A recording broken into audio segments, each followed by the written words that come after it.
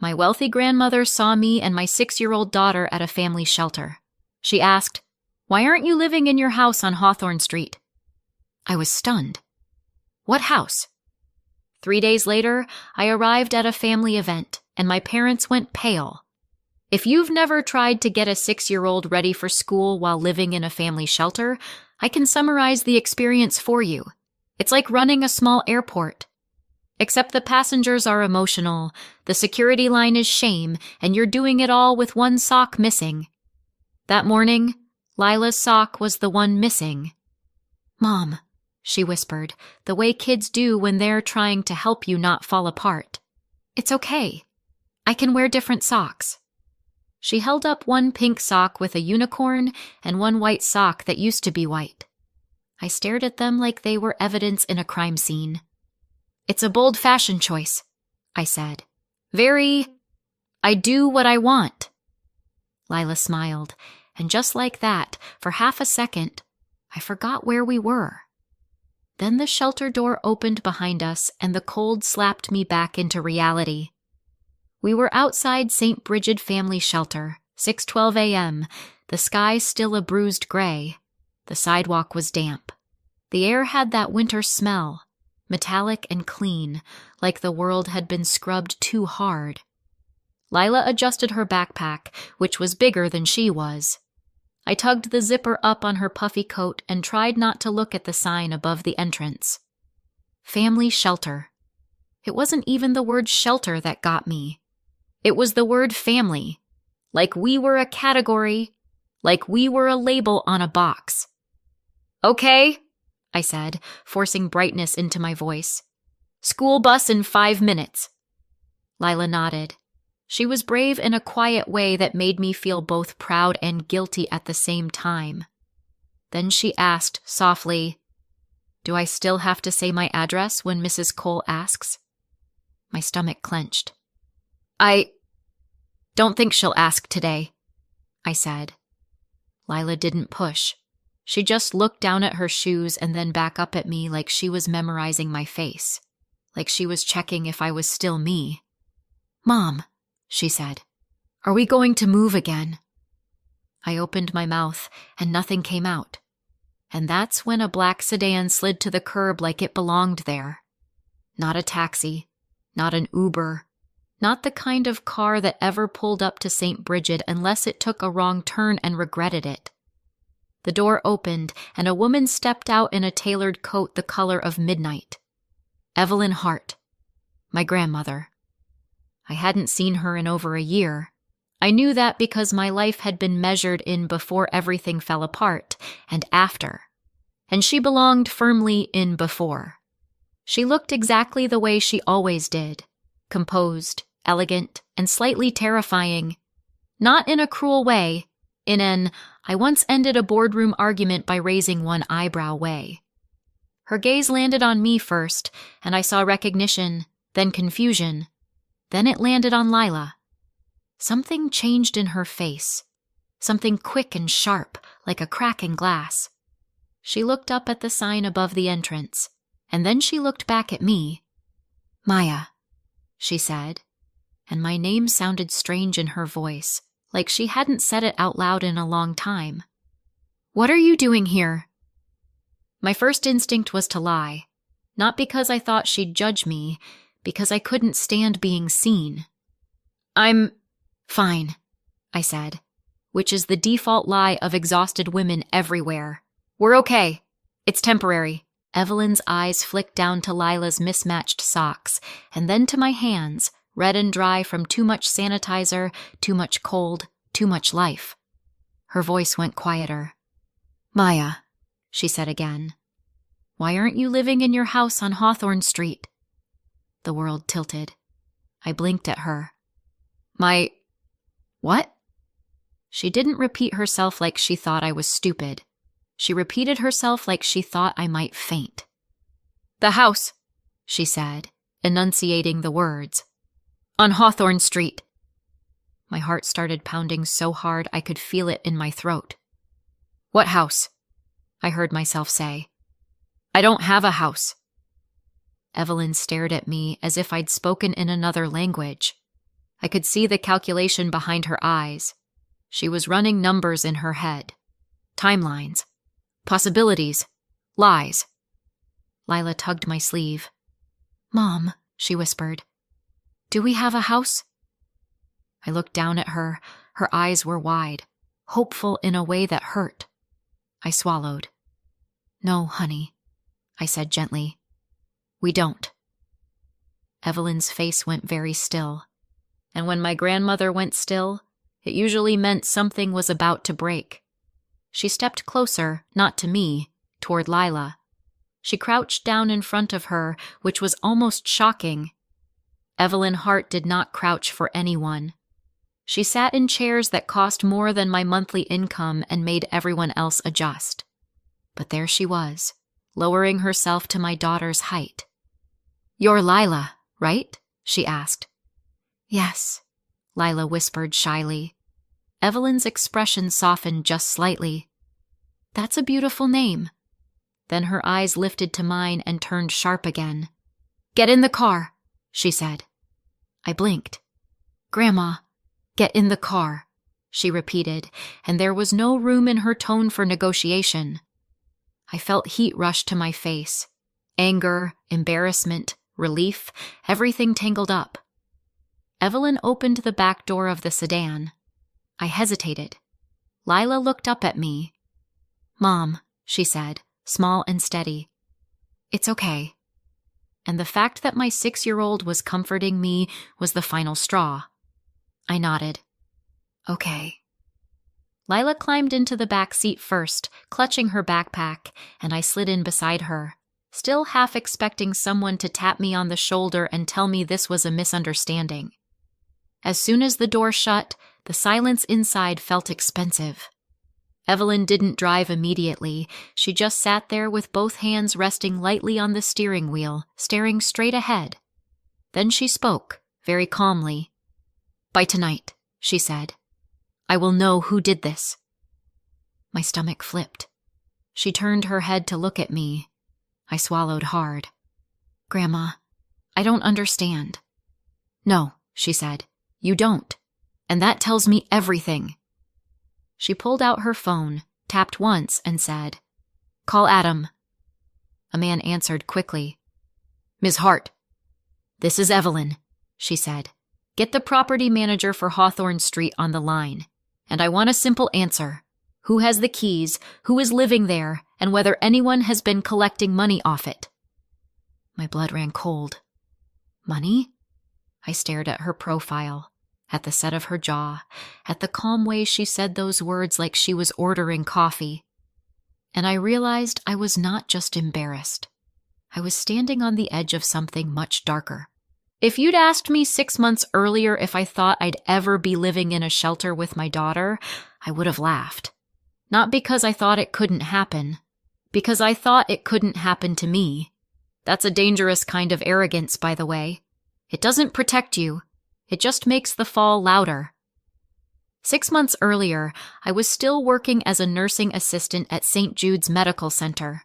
12-hour shifts, call lights going off like a slot machine, people asking me for things I didn't have.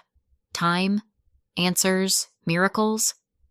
I was exhausted, but I was surviving. And then I moved in with my parents. It was supposed to be temporary. It always starts with temporary. My dad, Robert, had that calm, reasonable voice that people believe. My mom, Diane, had that soft smile that made her sound like she was doing you a favor, even when she was cutting you off at the knees. These days, I call them by their first names. Mom and Dad didn't fit anymore. "You can stay with us until you get back on your feet," Diane said. "Lila needs stability. Family supports family." I should have heard the fine print hiding in that sentence, but I didn't. At first, it was tolerable. My parents' apartment was small, but we made it work. Lila slept in my old room. I worked, I paid what I could, I kept my head down. Then the comments started. Not big, obvious attacks. Little ones. The kind that don't look like cruelty if you tell someone about them later. "You're always tired," Diane would say. Maybe you should organize your life better. Robert would sigh when Lila's toys were on the floor. We're just trying to keep the place nice. And then, one night, after I'd come home from a double shift with my feet aching and my brain half dead, Diane sat down at the kitchen table like she was about to deliver a diagnosis. We need to talk, she said. I already knew that tone. We think it's time you became independent, she said softly. You've been here long enough. I'm trying, I said, keeping my voice even. Rents are high. Deposits. You're a mother, Diane said. If you're a good mother, you'll figure it out. The words hit me so hard I actually looked around, like someone else must have said them. Robert cleared his throat. 30 days. That's reasonable. We're not monsters. I wanted to scream, but screaming never helped in that apartment. It just gave them something to point at later. So I nodded. Okay. And I tried.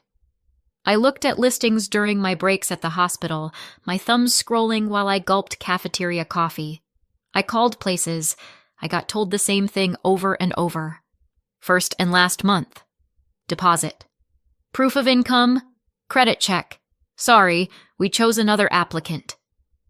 Every day I felt like I was running uphill with Lila on my back.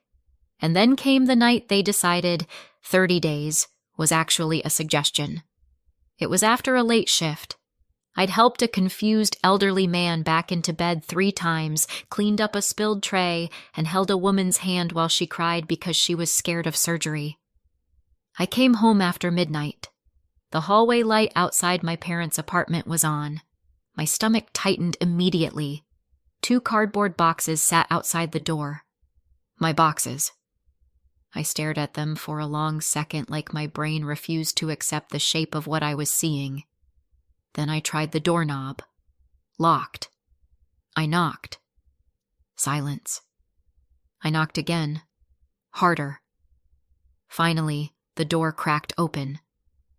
Diane's face appeared, calm as if this was a normal Tuesday. You need to keep your voice down, she whispered sharply. Neighbors. Why are my things outside? I demanded.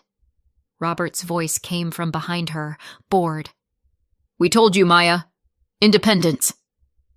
It hasn't been 30 days, I said, my voice shaking. Diane's expression hardened just slightly. Plans change.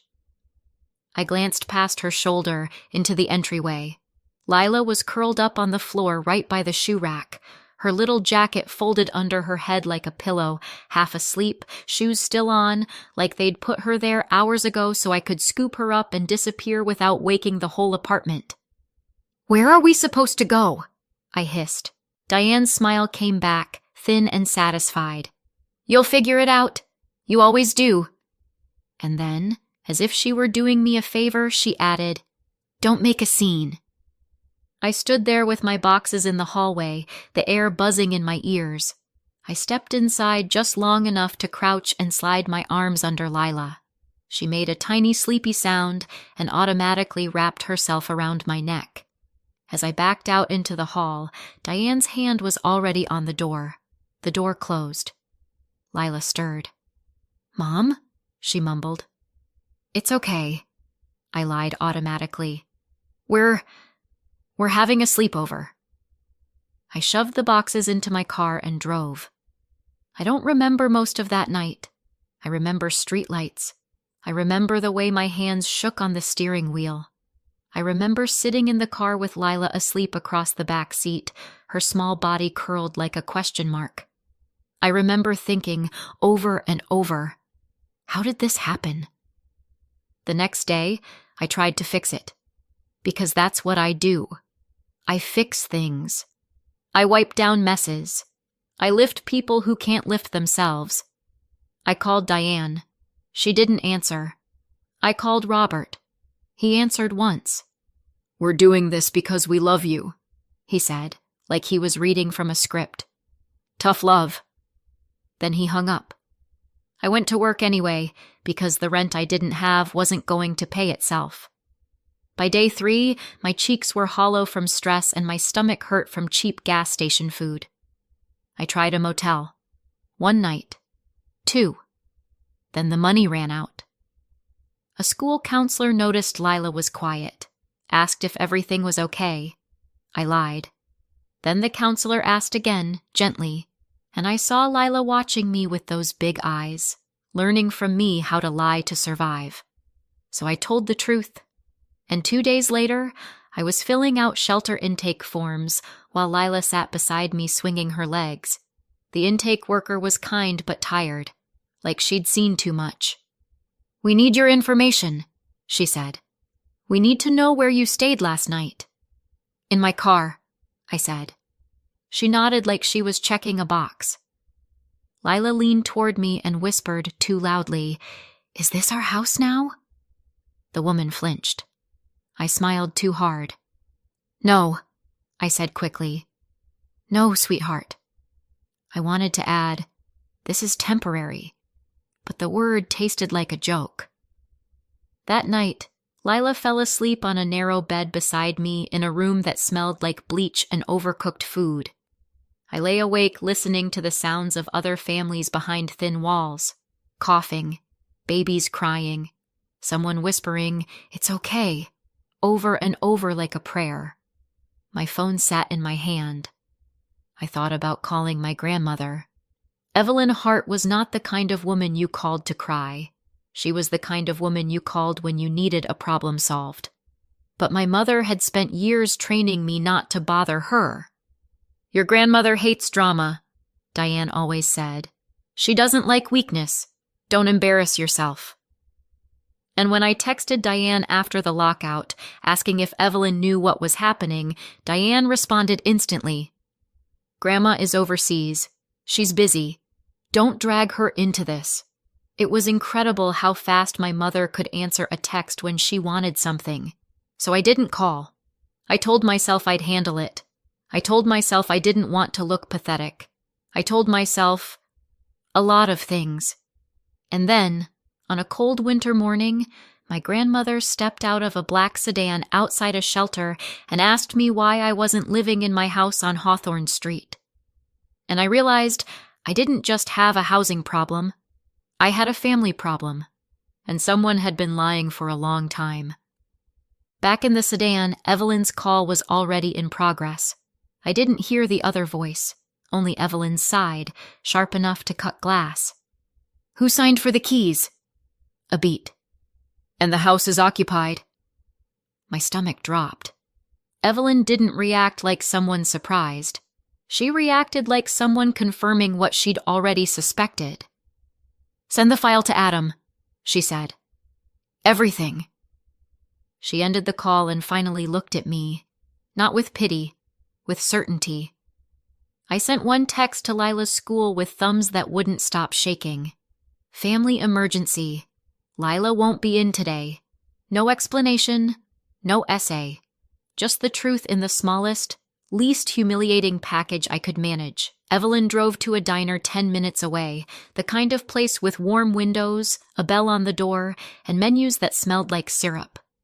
Inside, the heater blasted my face so hard I almost cried from the shock of being warm. We slid into a booth. Lila immediately found the kids' menu and started coloring a cartoon pancake like it had personally insulted her. Evelyn ordered hot chocolate for Lila without asking. I watched her do it and felt a weird wave of anger.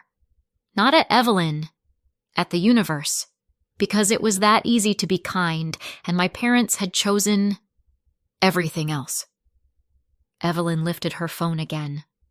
"Grandma," I started, then stopped, because I had no idea what I was even asking. "What house? Why are you here? How did my life become a shelter sign?" Evelyn didn't answer my questions in the order my panic wanted. She just said calmly, "I'm going to make another call. You'll listen, and you won't interrupt." I nodded. It was the kind of nod you give a surgeon when you're on the operating table. She tapped the screen and put the phone on speaker. 1 ring, 2, then my mother's voice. "Diane." bright and sweet, like she was auditioning for the role of loving parent in a community theater production. "Evelyn! Oh my goodness! What a surprise! How are you?" Evelyn's tone stayed pleasant, almost gentle.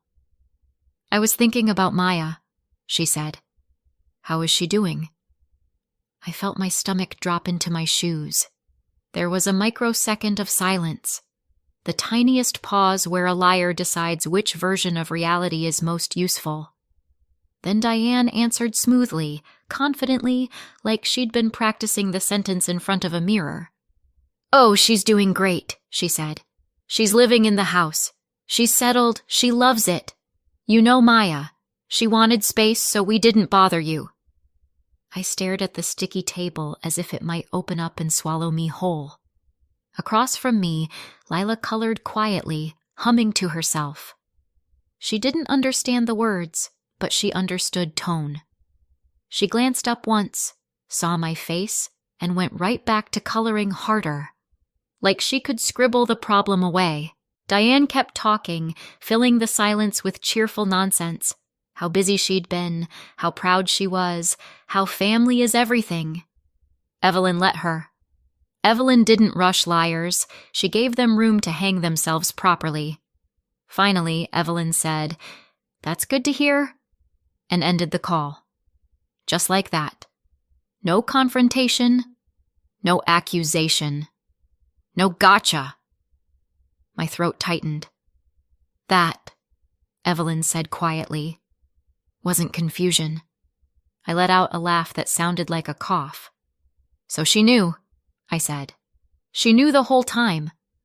Evelyn's eyes stayed on mine, steady and sharp. "She knew enough to lie without thinking," she said. "That tells me what I need to know." Lila slid her coloring page toward me. "Mom, look. I made the pancake purple." I forced a smile so quickly it probably looked painful. "Wow," I said. "That pancake is incredibly brave." Lila giggled, and for half a second my chest unclenched. Then Evelyn leaned in, lowered her voice, and said the simple sentence I should have heard months ago. "I arranged a house for you," she said, "on Hawthorne Street. Your parents were supposed to manage the handoff. Keys, move in, all of it. They told me it was done." My brain tried to process it. A house. For us. And my parents had been living their lives like that sentence didn't exist. I gripped the edge of the booth until my knuckles went white. "Why wouldn't you tell me directly?" I heard myself ask, and immediately felt stupid, like I was blaming the only person who'd shown up. Evelyn didn't flinch. "Because I trusted your parents," she said, "which was my mistake. Not yours." Then she stood up, walked a few steps away so Lila couldn't hear, and made 2 quick calls. Low voice, clipped, efficient. I only caught pieces. Hawthorne file. Clean summary. Key log. Listing history. Tenant payments? Yes. Today. When she came back, she didn't sit down like she planned to linger. She sat down like she planned to move. "You're not going back to that shelter," she said. My pride tried to stand up and argue. My exhaustion shoved it back down. "Okay," I whispered, which was the most honest word I'd said all day. An hour later, Lila was bouncing on a hotel bed like it was a trampoline, and the world had never been cruel. She found the little complimentary soap, sniffed it dramatically, and announced it smelled like a fancy grandma. Evelyn stood by the window, phone in hand, watching traffic like she was watching a battlefield. She didn't tell me everything. She didn't have to.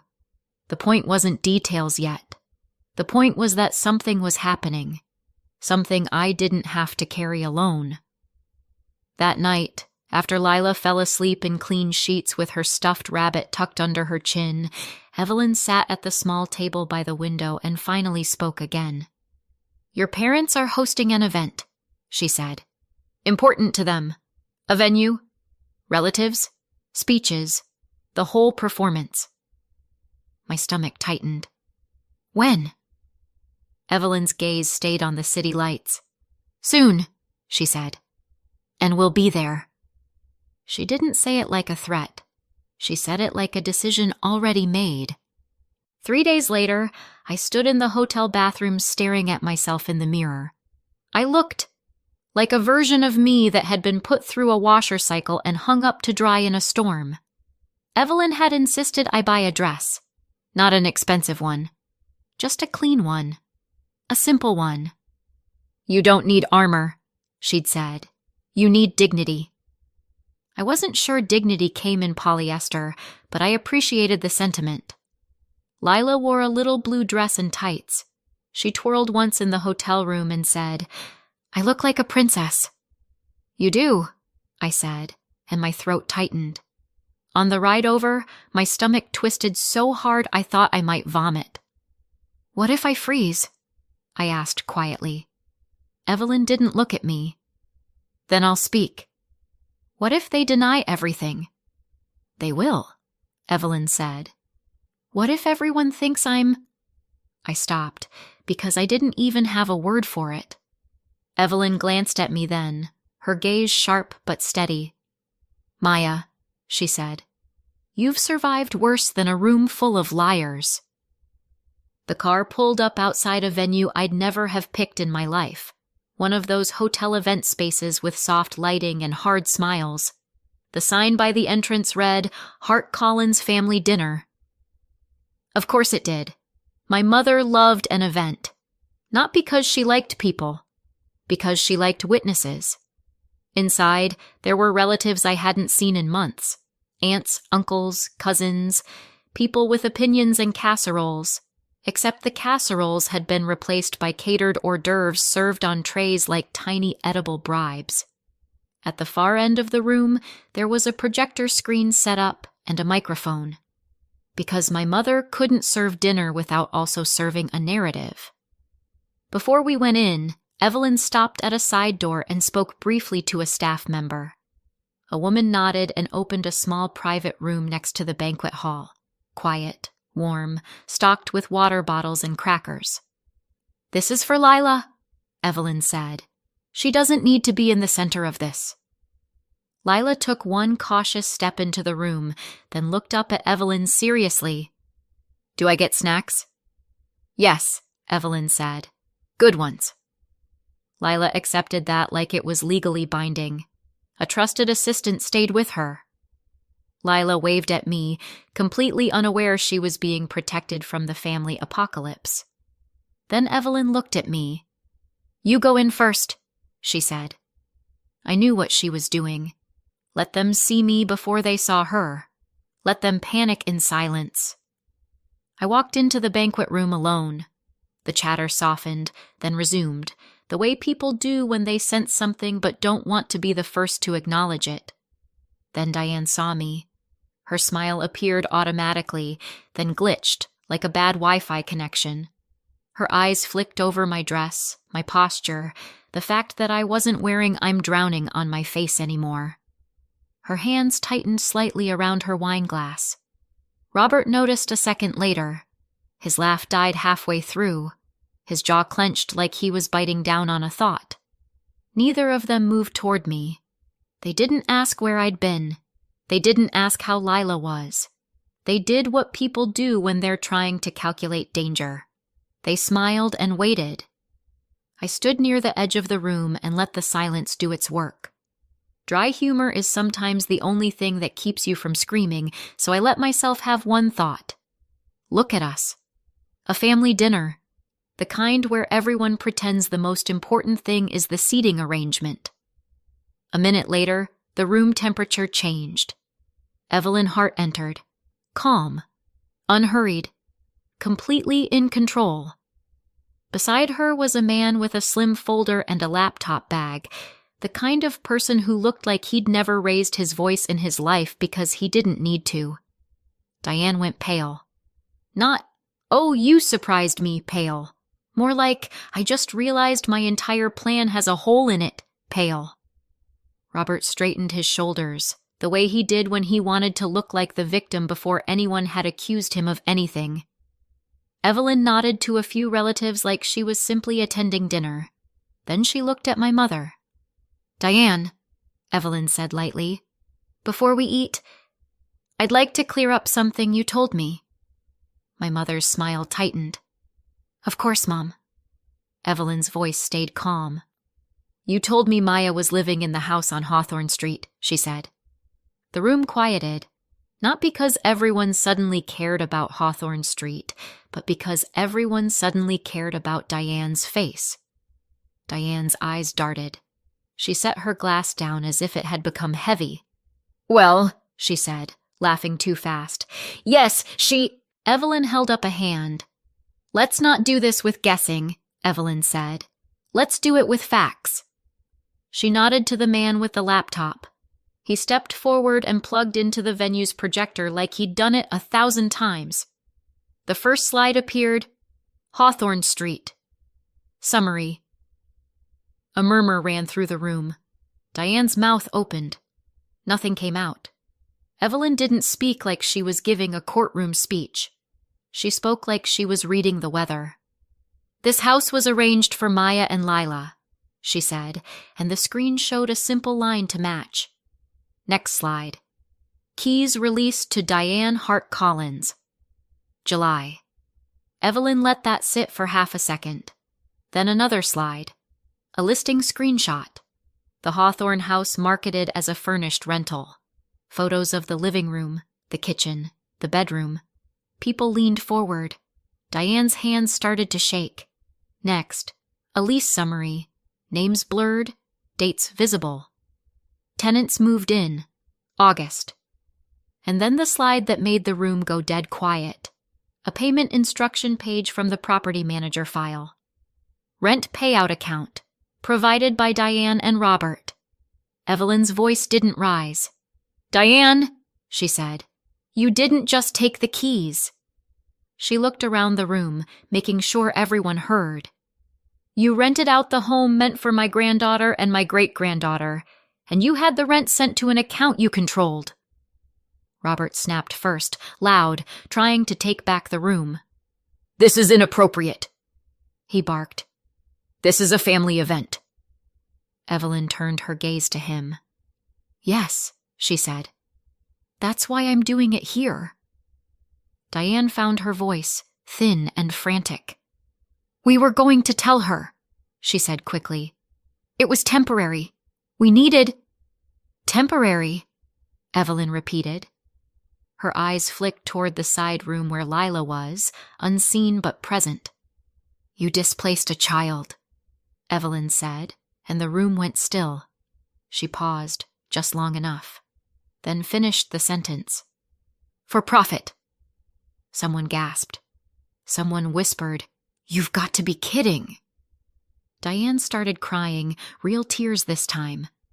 "We had debts," she sobbed. "You don't understand." Evelyn's expression didn't change. "I understand enough," she said. "And I'm done funding your choices." She turned slightly so everyone could hear and said simply, "Starting now, Diane and Robert receive nothing from me. No more help. No more transfers. No inheritance." Robert's face twisted. "You can't—" "I can," Evelyn said. "And I already did." The man with the folder stepped forward, calm. "Diane Collins, Robert Collins," he said politely. "These documents are for you." A uniformed officer stood nearby, not dramatic, not aggressive, just present, because Evelyn didn't gamble with scenes like this. Diane stared at the papers like they were radioactive. Robert took them with shaking hands, then looked around the room and finally understood the worst part. This wasn't a fight anymore. It was a reputation collapsing in public. Evelyn's voice stayed level. "You will not contact Maya," she said. "You will cooperate, and you will answer for what you did." Diane turned to me then, eyes wild. "Maya," she begged. "Tell her to stop. We're family." Something inside me went cold and clear. "You should have remembered that," I said quietly, "before you made a business out of my daughter's home." Diane's face crumpled. I didn't feel joy exactly. I felt relief. Relief that the truth was finally out loud. Relief that I wasn't crazy. Relief that Lila would never have to learn how to smile through humiliation the way I had. I didn't stay for the aftermath. I walked out of the banquet room, down the hallway, and opened the door to the private room. Lila looked up, cheeks full of crackers. "Mom, are we done?" I crouched and hugged her so tight she squeaked. "Yeah," I whispered. "We're done." She leaned back and looked at my face carefully, like she was checking for storms. Then she asked softly, "Can we go home?" I swallowed hard. "Yes," I said. "We can." Evelyn met us in the hallway. She didn't look back at the room. She didn't need to. In the car, Lila leaned against my shoulder and fell asleep. I stared out the window, hands trembling. "Grandma," I whispered, "what happens now?" Evelyn didn't take her eyes off the road. "Now," she said, "we take back what was meant for you. 6 months later, our life is boring in the best way. We live on Hawthorne Street now. Lila has her own room, her own curtains, and a crooked art gallery of drawings taped to the wall. She walks to school like the world has always been safe. That's the point. I'm still a nursing assistant. By choice, not because I'm stuck. I'm finishing my RN track one step at a time, and for the first time, my energy goes into the future instead of survival. Evelyn never paid for my life. She showed up when it mattered most, and she made sure no one could ever intercept help again. Sunday mornings, she visits with pastries and pretends she's only here to see Lila. Lila doesn't buy it. "Grandma Evelyn," she'll ask, "do you like our house?" Evelyn always pauses like she's swallowing something heavy. Then she says, "Yes, I do." As for Diane and Robert, turns out you can't rent out someone else's home, collect the money, and keep calling it family. The rent they took didn't stay free. They were forced to repay it, and the investigation that followed made their respectable image evaporate. Once Evelyn cut them off, their hidden debts showed up like roaches under a flipped light switch. People stopped inviting them. Calls stopped getting answered. My mother tried to contact me. Not to apologize, to negotiate. I blocked the number because I'm done bargaining for basic decency. So what do you think? Did Evelyn do the right thing, or did she go too far? Let me know in the comments and subscribe for more.